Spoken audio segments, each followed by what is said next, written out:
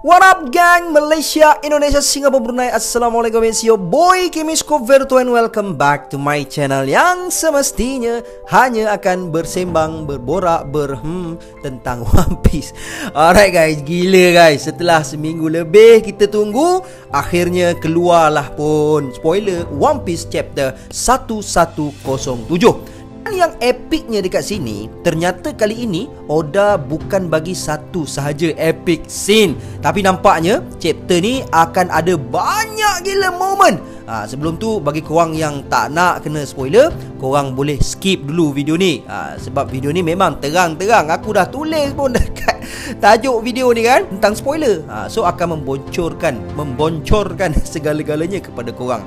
Ingat, dah bagi tahu. Tapi jika korang masih nak menonton video ini sehingga habis, korang memang power guys, kerana sudi support aku, dan aku sangat menghargainya. Seterusnya, yes, apa yang aku predikkan kena juga, walaupun satu, iaitu Blackbeard Pirate sememangnya telah tiba di Egghead Island. Cuma untuk nak tahu apa yang mereka inginkan dan mereka lakukan di Egghead ini, yang tu korang kenalah tunggu di hujung video. Alright, baik, tanpa membuang masa lagi, jom let's proceed with the content. Yang pertama, aku nak ucapkan jutaan terima kasih kepada Pewpiece kerana telah mempostingkan spoiler ini di akaun Twitternya ataupun dikenali sebagai X application. Tajuk atau title untuk One Piece chapter 1107 adalah I am looking for you, yang bermaksud saya mencari awak. Dan bagi aku, maksud untuk tajuk ni ada dua. Yang pertama, ia dituju kepada Bonnie yang selama ini menunggu dan menantikan kedatangan Joy Boy. Atau yang keduanya, ia berkaitan dengan Blackbeard Pirate yang telah datang ke Egghead untuk mencari sesuatu. Kemudian cover request untuk chapter ini akan menampilkan gambar Trafalgar di Waterloo dan juga Beppu.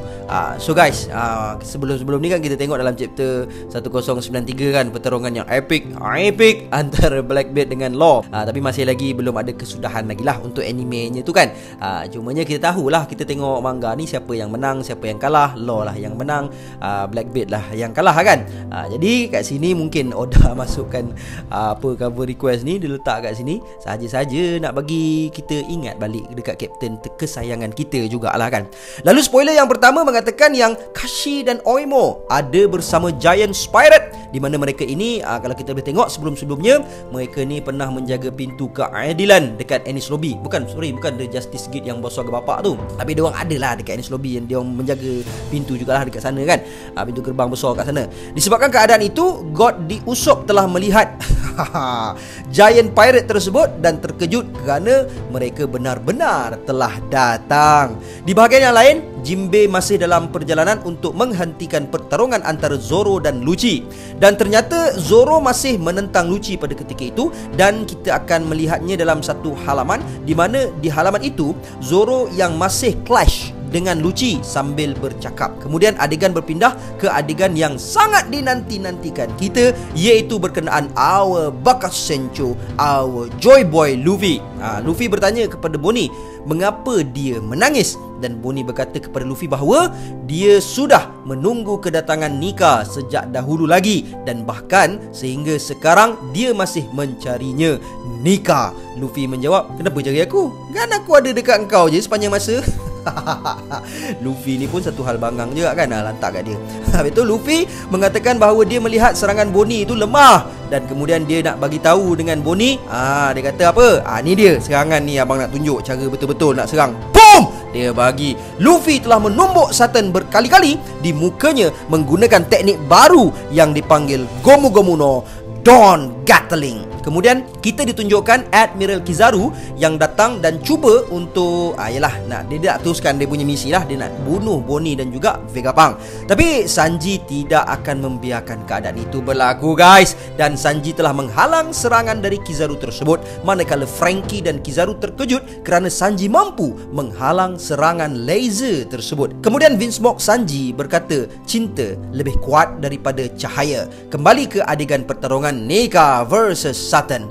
Terlihat Sutton telah berterbangan disebabkan tumbukan Luffy, dan setelah itu Sutton mendarat di sesuatu tempat, dan di situ dia telah ternampak kemunculan Blackbeard Pirate iaitu Katarina Devon dan juga Van Ogre. Alamak, sebelum ni kita predikkan Katarina Devon dengan Lafitte lah kan, sebab Lafitte dengan Katarina Devon sahaja yang tak ada kan. Dekat Winner Island pun tak ada, dekat Hachinosu pun tak ada kan. So kita boleh tengok dekat sini rupa-rupanya Van Ogre ni memang dikerja keras sikit. Dekat Whole Cake Island untuk tangkap puding, untuk lawan dengan si Cracker pun dia pun buat juga. Dekat Winner Island nak lawan dengan Law pun dia buat juga. Masa ni dekat sini pun dia buat juga. Mungkin dia tengah bersaing untuk dapatkan tahta second Titanic Captain.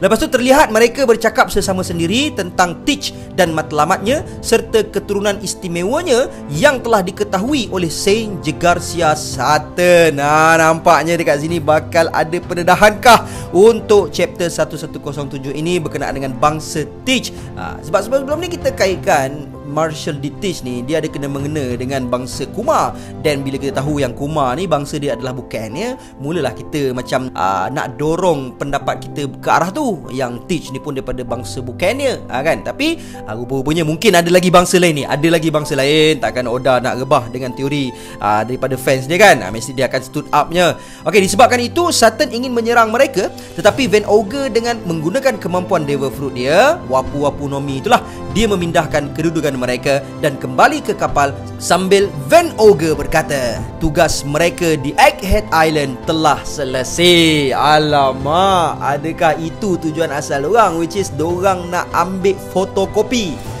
Kan kita tahu yang Mane-Mane Nomi kan. Contoh jap dengar dulu. Mane-Mane Nomi ni kan bila dia sentuh muka orang atau sentuh tubuh orang, dia boleh transform muka dia kepada muka orang tu. Jadi mungkin benda yang sama juga untuk Inu-Inu Nomi model Kyuubi no Kitsune kat sini, yang mana dia kena sentuh orang tu juga dulu baru dia boleh menjelma jadi muka orang tu lah kan. Tapi kalau Mane-Mane Nomi ni macam mana dia boleh macam fizikal pun sama ke, dia boleh bertukar jadi macam orang tu. Tapi nampaknya Kyuubi no Kitsune ni dia macam advance sikit lah daripada Mane-Mane Nomi. Mungkin dia boleh dapat badan dia pun sama macam Gorosei juga kan, tubuh badan dia macam mana kita tak tahulah akan datang macam mana kan. Sebab Kyuubi no Kitsune ni kita kena ingat dia adalah Devil Fruit mythical. Dia takkan sama sekali sama dengan Mane-Mane Nomi. Mesti dia akan ada tokoh tambahan kuasa lah kan untuk Kyuubi no Kitsune. Susah nak sebut Kyuubi no Kitsune kat sini. Alright, so ternyata Katarina Devon sempat menyentuh Sutton sebelum mengatakan misi itu selesai. Kini dia boleh menukar penampilan dia menggunakan Devil Fruitnya seperti Sutton. Dia boleh tukar badan macam Sutton. Jadi mungkinlah ini untuk menjayakan plan Teach juga kan. Sebelum ni yang dorang nak jadi apa? Nak jadi Blackbeard Kingdom kan, yang Blackbeard nak benda tu kan. Jadi kalau dekat sini si Sutton ni sudah mati ke, kalah ke, ditangkap ke macam mana, jadi adalah yang si Gorosei palsu ni dekat Marijoa. Wih, bijak.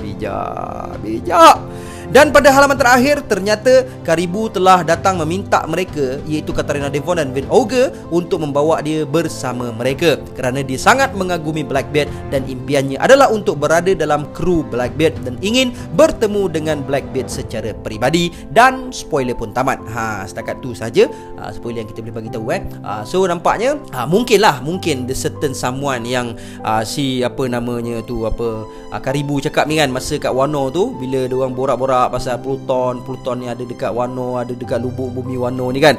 Lepas tu si Karibu cakap okey tak apa, dia nak bagi tahu dekat certain someone. Mungkin certain someone tu Wam Sam tu, certain someone tu adalah ni lah Blackbeard lah kot kan. Tapi tak apa, nanti kita tunggu pendedahan akan datang. Dan spoiler dah tamat semua apa segala.